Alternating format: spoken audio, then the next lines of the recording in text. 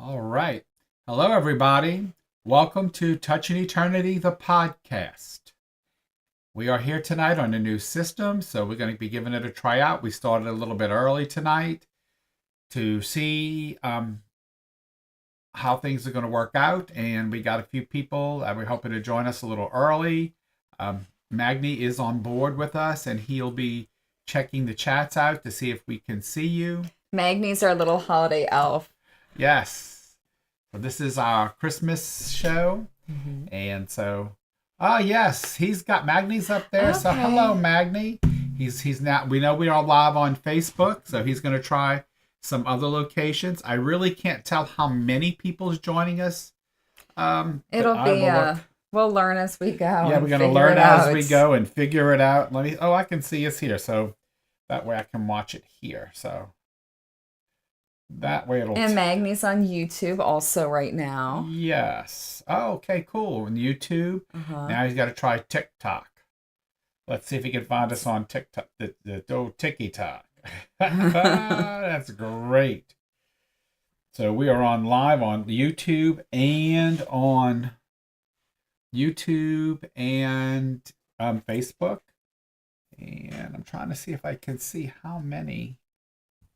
It says live, but it doesn't tell me how many are here. I'm looking to see if I can see a number. I see Magni. Oh, there we are. Okay, there we go. Yes. I can see there. So we got two people joining us. So say hello to Magni and Magni. And Magni and Magni. I think he's on both of them. I'm on all three. Okay. Did you type anything from TikTok? Yes, I did. TikTok is not showing up. Okay, it says over there it's 1 and 1. And so it says, it doesn't show TikTok on there. Okay, for some reason. So it is coming across on TikTok though, correct? Yep. So maybe I need to follow. I need to follow us on TikTok and see here. Okay, so I can watch us on TikTok live. And then that way, no, it ain't gonna show. I can give you my phone if you want. Yep. Bring your phone so I can see that, and then we will get started in just a moment. So welcome everyone, and it is Christmas Eve. Yes. And it's nice and 60 degrees out. Yes. So no snow for us, which is always nice. And tomorrow's gonna be 72, so we're gonna all be rainy. And we'll be swimming. Yeah. So anyway, we started a little early because, like I said, this is a new setup for us, and we're broadcasting on 3 different streams. So we wanted to get out there and try test everything. The waters. Test the see waters. How we do. Because last week we had a little bit of trouble getting through. So welcome to our room where we're going to be going live from, where we always do go live from here. And hello, Magni. Thank you for joining us here. And when we get some more viewers, we normally go live at 8 p.m. Central Time and Central Standard Time, and it is a little bit early. So if you have any questions or joining in the room, we're going to let people get joined in. And if you type in just that you're here, just let us know that you are joining us tonight. We're going to do holiday hauntings is the topic, and we're going to talk about some Christmas ghost stories, not just the old Ebenezer Scrooge, but some other ones. Yes, I did, Magni. We are recording and are streaming. So yes, everything is a go. And so we will be putting this on record as well. So there will be, just like on TikTok and other channels, we do have it where people can come back and watch it later if they missed it. This is a Christmas Eve. So we won't have a lot of people joining us tonight. But I did research. I just want to put that out there and let everyone know. Saturday, I did research. I sat on my sofa and I looked at specific hauntings from around the world. And it's not easy to find specifically related to Christmas that ghosts are appearing. Right. You got to dig. There is one from New Orleans, though, so we do have one in New Orleans. So and that was good, and we talked about it earlier in one of our podcasts. And I got one from Cincinnati, where I'm from, that I actually got to participate in that ghost haunt. Well, not the haunting itself. That would be kind of weird because it was before my time, but in the actual in a ghost hunt. Right. So that's cool. Yeah. That's cool. So again, guys, like I said, we're gonna get more actively involved. We wanted to come on a few minutes early just to Test out our test out the systems. system. This is the first time we're actually working the system this way. Usually on Facebook, and then we just put the recordings on the other channels. Now we're going live on all 3 channels plus recording. So this is new for us. So It's like Christmas. yes, How all the new toys that people would get at Christmas, these are our new toys. these are our new toys. So if you are, and I got this for Christmas. This was a Christmas gift from Magni. So this has been wonderful. And so if you are joining us, or if you're out there watching, and we do have 3, Magni's on all 3 channels, please say hello to us. Type in hello.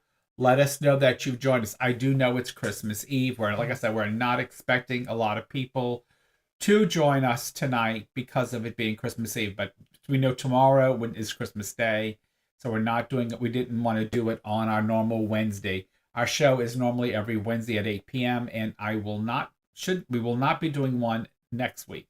So we are doing one this week. We are not doing one next week. I will be doing some lives next week, periodically during the week, about Touching Eternity, the conference that is in June 2025, 4th through 8th. And I will be with the tutors that will be joining us, the instructors that will be joining us for that conference. Okay. And we'll be doing some live episodes together. And so that's what we'll be doing throughout the week that I will be in England, because I'll be in England all next week. So we're going to be doing some lives I'll be doing some lives with them, but it won't be at any specific time, because remember, England is, Are they 12 hours? no, 6 hours ahead. Okay. So they're 6 hours ahead of us. That's actually not too bad. I was expecting Well, when it's more. 8 o'clock here, it's 2 a.m. there. That's a good point. Yes. Yeah, so maybe Yeah. some afternoon from the pub that you can be sharing some stuff. Well, 2 a.m. I hope to be not in the pub. No, like in the afternoon. Oh, okay. Like for those that can do math, if you're doing if you were doing 2 p.m. there. It would it would be 8 a.m. here. 8 a.m. here. Okay. Yeah, people still be sleeping. So, yeah, our people are still sleeping or going to bed. Some of them, because it's that wonderful time of year. I always like to view it where the days start to kind of blend together. You don't really know what day of the week it is. There's a lot of leftover cheese, chocolate, and cookies, and you just kind of like sleep and watch movies. And at least that's my time after Christmas between New Year's. Yeah. And so if you're on TikTok, please tap the screen. I don't know what people do that, but if you are, tap the screen. Oh, Denise joined us. Well, we do have a holiday person joined us. Hi, Denise.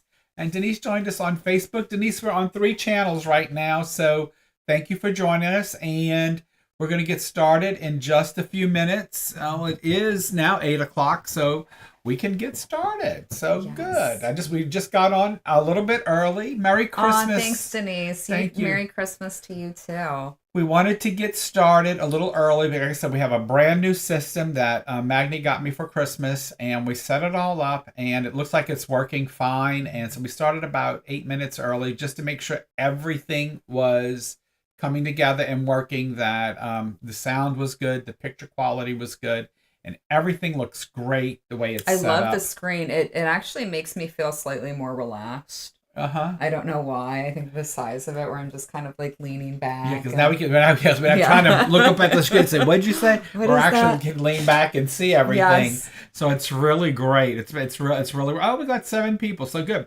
So tonight's episode is all about holiday hauntings, and Alicia did a lot of work. So I'm gonna let her take over a lot of it, and then we will talk a little bit about some Christmas ghost stories. Yes. So let me go ahead. So let me change over to the PowerPoint. Mm-hmm. So holiday hauntings is going to be our talking points tonight, and we're going to have a little bit of fun tonight. So yeah.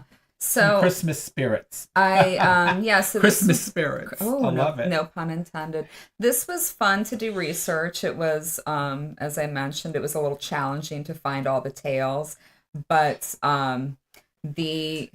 there's something very Victorian. I felt like very Victorian, and kind of like we were going back in time to research a lot of these because a lot of them are older. Merry Christmas, Wolf Girl, on TikTok. So TikTok I don't see on this big screen. I got to look on the phone for TikTok. Oop, did I just... I did it. I Okay. did. Sorry, Sorry. No. I do things and I don't tell you, and then you get freaked out, and sorry. That's all but right. and it's always cute to watch your reaction. So the history of ghost stories, we always think about that now around Halloween, and of course it's always so fun to hear them around Halloween, but it really became big in the Victorian era in England was when it just kind of exploded in popularity over there.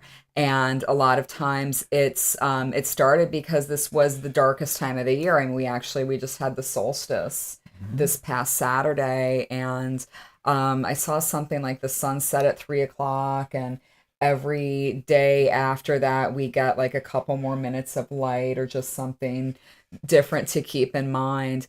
But that was told because ghost stories were told because it was considered the darkest time of year. My personal belief is that I would love to see a resurgence of the ghost stories being told. I think some of them, our most famous one, of course, is A Christmas Carol. And that's probably told to young children now to keep them in their beds so they're not snooping, so parents can actually put the gifts under the tree. Okay. And so our first location, this one is very near and dear to my heart. I'm going to take us back to Cincinnati, where I'm from. This is a little restaurant now down Hi, the Alicia. street. Merry Christmas. Go ahead. I'm sorry. Oh, there's another Alicia. Hello, Alicia. It's kind of like the Barbie movie. Hi, Barbie. Hi, Barbie. So I actually did a ghost hunt here one Christmas Eve myself. Okay. And if anyone follows my Instagram, I promise I do more in my life than go to hotel bars and restaurants and drink champagne. But that's kind of been I don't have a bad life. I'll be honest. I'm very blessed. I'm very lucky. And back then too, in different cities, I still would go to places and drink champagne. And so while I was doing that one evening, I learned that there is a lot of ghost and hauntings at this particular restaurant. And so, of course, I had to do research and find out what was going on and how do I get involved in a ghost hunt of this place. So the ghost I found out tended to be very popular on Christmas Eve. And the reason behind that is this was a former stagecoach stop back in the day, around the 1800s, a gambling house, supposedly a brothel or a place of ill repute. What is repute? Yes. Okay. House of ill repute. Okay, I didn't have any champagne today. I have some in the fridge. May I bring it? Magni, could you bring us 2 flutes of champagne, please? Why not? It's Christmas Eve. It's Christmas Eve. So reportedly there were 4 murders on this site. I only know of 3 that Where are they? The champagne's in the fridge, and the flutes are in the cabinet. I didn't know where you put all the champagne. So I only know of the 3, and I was only told of the 3. Maybe the 4th one is kept secret or something, or maybe it was a bad employee. So that's what I was wondering when you read this. Is 3 murders were of a woman named. Was there 3 Emilys, or were there 3 murders? Emily being one of them. There were 3 murders. Oh, Emily, her husband, and her mistress, and his mistress. His mistress. So Emily apparently walked in during Christmas Eve of her husband and his mistress, and she had a little fire in her, so she immediately killed them both. Sounds like you. My Taurus energy. Yeah. And then she went upstairs. Let me see, where's that? Got it. Like up to this room here. Yeah, they can see it when you do it there. Where there was there's some rafters and some beams, and she hung herself. So supposedly on Christmas Eve is when there's a lot of activity at the restaurant. And I was able to convince the manager to let me and a friend do a ghost hunt one Christmas Eve there, which was phenomenal. We drank and ate lovely food and then just wandered around this huge restaurant all by ourselves. So the staff will report that there's cold spots throughout the restaurant, particularly upstairs room. There's sounds of a scream at 1 a.m. on Christmas Eve when her suicide supposedly occurred. And then a fire. There's been fires that will suddenly light themselves in the fireplace. Songs will play on the speaker that they're not programmed into the machine. Glasses will move around and crash to the floor, which is pretty common at haunted restaurants and bars. That's something I've seen a lot myself. And this is the weirdest one that I thought. So, and I've never heard of this before in a haunting, and of course I had to do it myself. I was told that if you look at her picture, which is lovely, this lovely picture of this very lovely stern. Look at those eyes. I didn't cheat it. No, okay, yeah, I know. She like mean. She needs some eyebrows done, maybe a little bit of lipstick, moisturizer. Exactly. Kind of mean to me. Then he obviously I wouldn't have cheated. I'd have been scared to cheat. And she proved her point. Yeah. So apparently, if you look at her picture, which is right outside the hallway to the bathrooms, and if you walk into one of the back stalls after staring at her picture and you stare down, this is really, really weird, that the walls of the bathroom stall will almost move in a V shape and go down, like kind of creating a vertigo effect that the walls are falling down around you, which granted, we've talked about this. We have to be skeptical. You have to be skeptical when you're haunting spirits. Absolutely. And you can't just assume whatever's happening. But I did go look at the picture. I did go to the bathroom and I did experience the vertigo effect of the walls going down.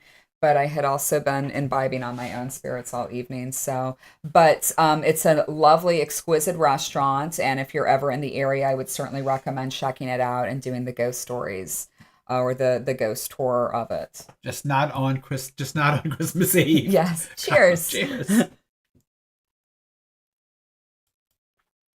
So the next story is Alcatraz Island, which...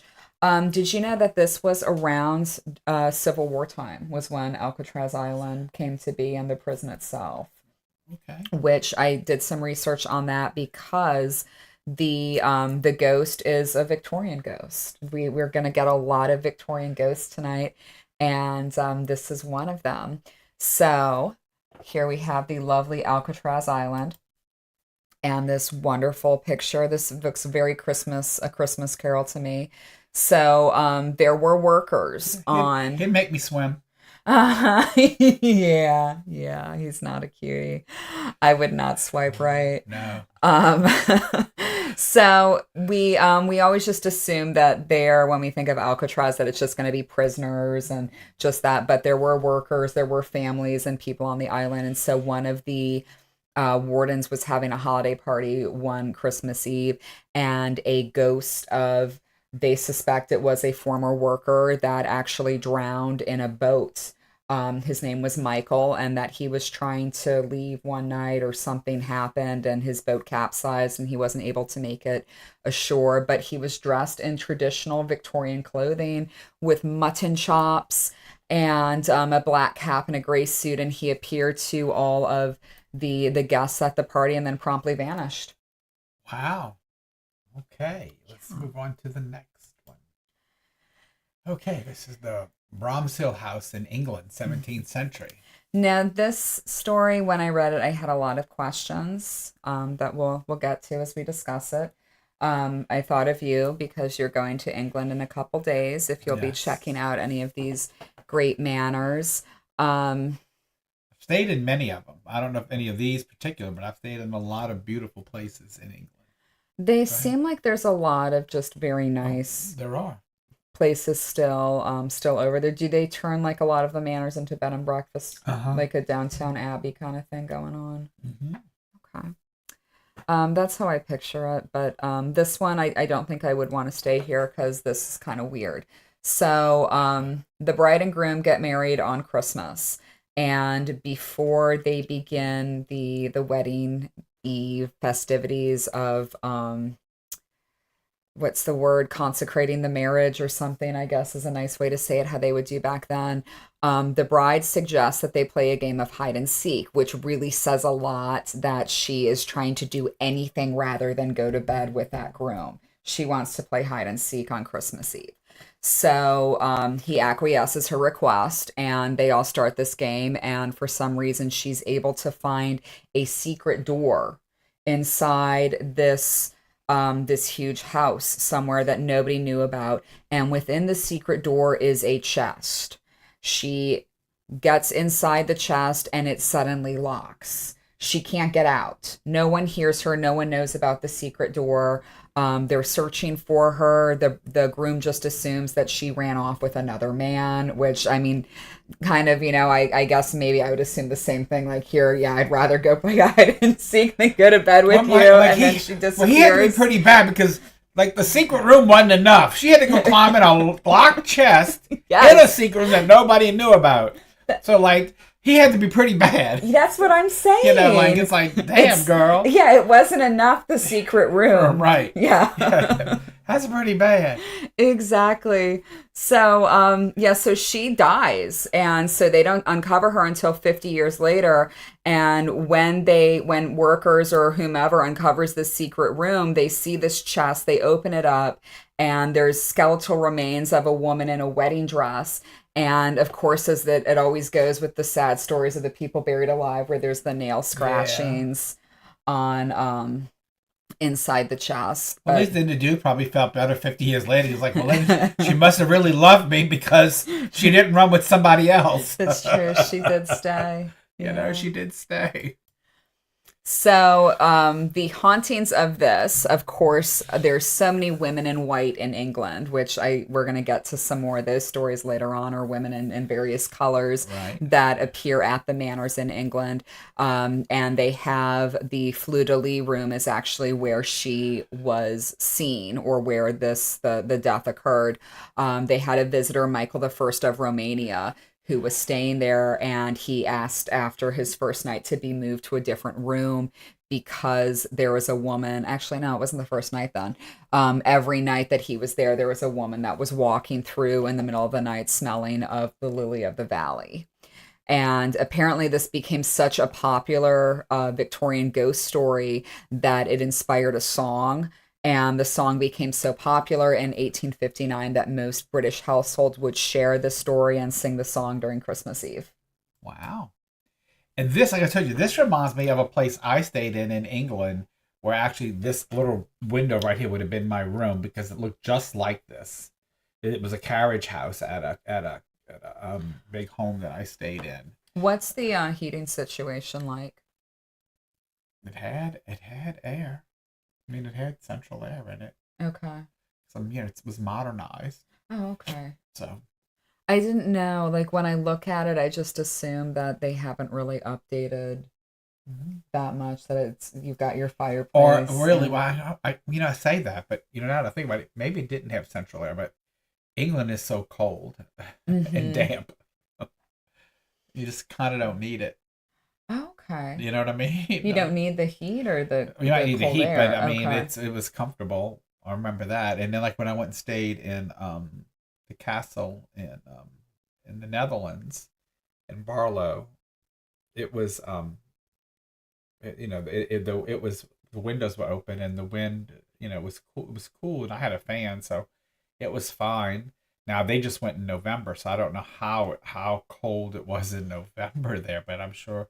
I saw they had heat, but I don't know if they had air. It only gets really, really hot for a very short period of time. That reminds me, I stayed at a hotel in Chicago in November several years ago, and this was the weirdest story to me. It was on Michigan Avenue. It was the Hilton. I think that's one of their more famous hotels. And I got into the room and it was like 74 degrees. It was really humid, and I called down. In November in Chicago? It was, like my room, though. Like my room was just like muggy, and you could tell like no air was going in, and it was just gross. So I turned on the air conditioning and it wasn't working. So I called down to the front desk and was like, hey, I'm having some issues with the air conditioning. And they're like, oh, yes, we've turned it off. There's no air conditioning in the hotel right now. And I said, okay. So I just hung up the phone. I figured I just got someone who may have been stupid, and I'll call back in a few minutes and hope someone new answers at the front desk. So called back. Someone answered the phone and explained the situation again. And they're like, yeah, we just turned off the air conditioning. And I'm like, what do you mean? And oh, we're a historic hotel. We either have air conditioning available or heat. We never have one. We never have both at the same time. So just open up your window. I was on the 14th floor and there was no screen. So that was better to them. They thought that was a better. That's how it is in Europe. That's it. That is when I was in England in the winter. There's heat. There's no air. I opened the window. But I wasn't on the 14th floor. Yeah, But you open the window when you get on, because and that, I never understand why every hotel, no matter what time of year it is, always has down comforters. Down's hot, and we're from the south, so I don't like being hot. Yeah, So we're used to just like a nice cool breeze when you can control it. So I open the windows and I'm like, bring the cold in because I'm getting under that down. So. And people sleep better that way. You sleep better in a cold room with nice warm sheets. All right. So we digressed. This story, I really like this story because there's a certain creepy, spooky factor about it. So I butcher every title. I apologize ahead of time to the English people. This is, I believe it's Ruse Hall, located in England, and it is the Headless Horseman of Ruse Hall. And it is the town called Beccles. I hope I'm pronouncing that correctly. This is a 16th century building that was known for its death, violence, and numerous executions on the site. Now, again, we're going back to these Victorian times where they reported a holiday apparition that first began to appear in 1909. And every Christmas Eve, there is a carriage that is driven by a headless horseman that pulls up to the driveway of the Ruse Hall. And it says that a woman steps out of the carriage, and if you make eye contact with her, that you will experience madness. And then she disappears 100 feet right before the front door. So the apparition of the woman is thought to be the first wife of Baron of Helmsley, Robert de Roos, who is presumed to be the driver, and that he's forced to spend every Christmas Eve as the headless man driving these horses in punishment for his evil deeds in life, because he was apparently doing a lot of these executions. Wow. Mm-hmm. Okay. Location now is the Heverkessel, a childhood home of Anne Boleyn. Have you been there? No. Okay. I've been by there, but not in there. I've seen so many castles, from my travels that, it doesn't impress me anymore. It's like... I love that. It's like somebody told me, go to Stonehenge, and I'm like, why? It's a bunch of rocks. They're like, oh, the experience of the energy, and I'm like, okay, but you can't get to it. It's fenced in now. You can't even get, you can't. Oh, you can't? No. So I'm like, why go? Well, that's probably good though, because the modern generation, they'd probably be graffitiing Stonehenge. Well, I'm like, with why? I'm like, why go? I can see pictures of it. So Allie and I took the computer and put our heads by and said, look, Stonehenge, us. I mean, I go to England all the time, but I'm not spending all these money to go to Stonehenge. Hi, Susan. To go to Stonehenge and then to just go look at some rocks. Mm-hmm. Look, I have seen so many. Let me tell you, it's really weird. I've been to the Vatican. I've been all over and seen all kind of beautiful things. Believe it or not, the one thing that really moved me, even more so than the Vatican is beautiful, but the thing that moved me the most was the Last Supper outside of Milan. That just touched me. The story behind it, and when you look at it, I don't know if I was having an emotional day. Yeah. I don't know what it was, but looking at the actual Last Supper did something to me. That's really interesting about art though, because that sometimes that can really move you. I had a moment like that. I was in the Philadelphia Art Museum, and I was in their medieval section, and they had a triptych from I'm sure I don't even know what church in Europe, but it was super old and it was carved and it was wooden and it was beautiful, and they had all their angels carved and scenes of Jesus, and I don't remember if it had like a Last Supper ideology or what, but I had a moment where I just stared at that and was like, that's I went to the amazing. real one that was part of it was destroyed in the war, and they moved it to this church to keep it safe, and you got to go through all these vacuum locks to get to it because they're trying to keep it preserved, and it's absolutely breathtaking. So Anne Boleyn, I know a lot of us know about Anne Boleyn. She was the second wife of Henry VIII, and she I don't know when she was killed. I don't think it was around Christmas. But she was beheaded. She was the second, or she was the first wife to be beheaded, the second, because there's evidence somewhere if you look on the internet and go into things. Okay. All right. So it's still recording. Stop streaming.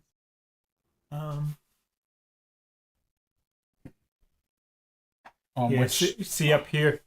Oh, on TikTok. They said streaming and then unable sending data. So Facebook is sending data. Okay, so what do I need to do? Unable to connect. What do I need to do? I'm off TikTok too. Looks like because TikTok stopped too. It's the Wi-Fi maybe. Why is it unable to send signal? It's on. Yeah, no, but it might not be strong enough for all the stuff that we're doing. Why is it not?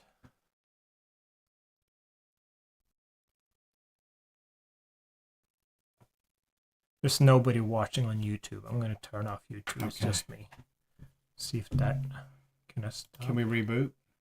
Update all titles.